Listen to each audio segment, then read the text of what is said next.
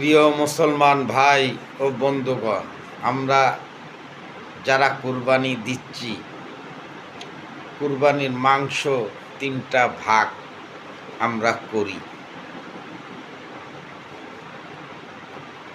আসলে আমার চিন্তা ভাবনায় যেটা আমি বুঝি, আমাদের সৃষ্টিকর্তা আল্লাহ সুবহানাহু ওয়া তাআলা রব্বুল আলামিন কুরবানির মাংসটা গরিব দুঃখী অসহায় ফকির মিসকিন আমরা যেভাবেই বলি না কেন, তাদের জন্য একটি ভাগ, আত্মীয় স্বজনের জন্য একটি ভাগ, আর একটি ভাগ নিজের জন্য। আমার ভাগটা আমি মনে করি আমি তো কিনে খেতে পারি, আমি তো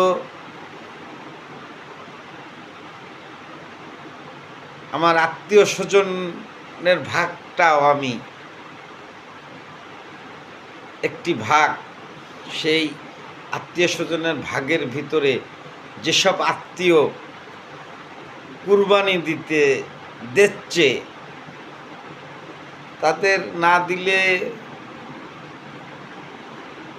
কোনো সমস্যা নাই। আমি যেটা মনে করি, হ্যাঁ, আত্মীয় স্বজনের সর্বোচ্চ হক আছে, তারা গরিব অসহায় দরিদ্র, তাদের দেবেন বেশি বেশি করে, আর নিজের ভাগটা রেখে দেবেন।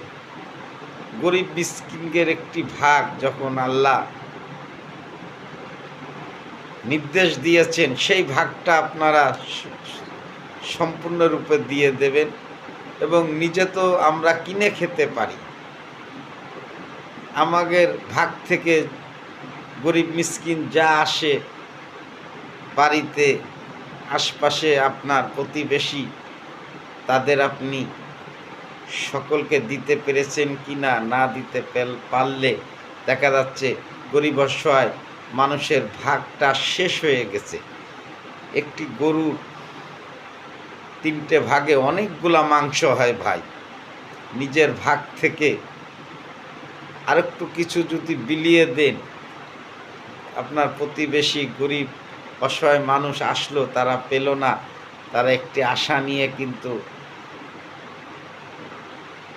আসে একজনের বাসায় একটু মাংসের জন্য, বছরে একটি বার, সেটা হলো এই কোরবানি।